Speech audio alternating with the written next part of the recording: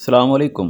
ये मुझे सुबह 6:30 बजे फ़ोन आया छोटे भाई का कि जमायत ठहरी हुई है इधर नज़दीक मस्जिद में, मस्जिद अब्बास अली है इधर जाम की चीमा में।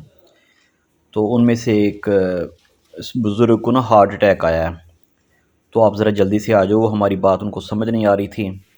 तो जब मैं गया तो ये बाहर 11:22 खड़ी थी और ये इनका बेचारा का जो अमला था वो भी थक हार के वापस जाने की तैयारी कर रहा था। वो बुज़ुर्ग जाने के लिए रेडी नहीं थे।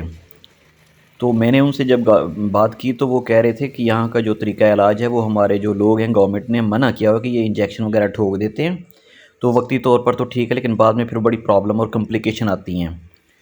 तो वो एक साहब इनको ना कुछ लिक्विड पिला रहे थे ये मरीज़ को। तो मैंने कहा तुम्हें मालूम है, इनका गला बिल्कुल बंद था और सांस भी बड़ी मुश्किल से हो रही थी। तो मैंने कहा तुम्हें मालूम है कि ये तुम लिक्विड पिला रहे हो, ये इनके लंग्स में जा रहा है, ये स्टोमक में जा रहा है। तो खुदा के बंदे कम अज़ कम इनके ना ये द्रॉट जो है वो तो क्लियर करवा लो ना।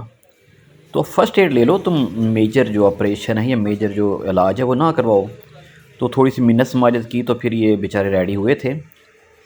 तो फिर ये 11 बाइक हमने इनको रखा और लेके चले गए थे। अल्लाह करे इनको शिफा हो।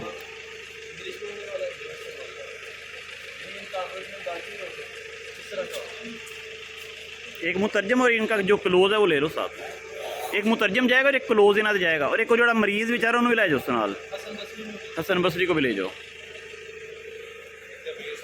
ये जी हसन बसरी की भी एक स्टोरी है। वो भी बीमार था बेचारा और वो भी यहाँ पर किसी भी अस्पताल और डॉक्टर के पास नहीं जा रहा था। फिर ये उसको भी ले गए थे।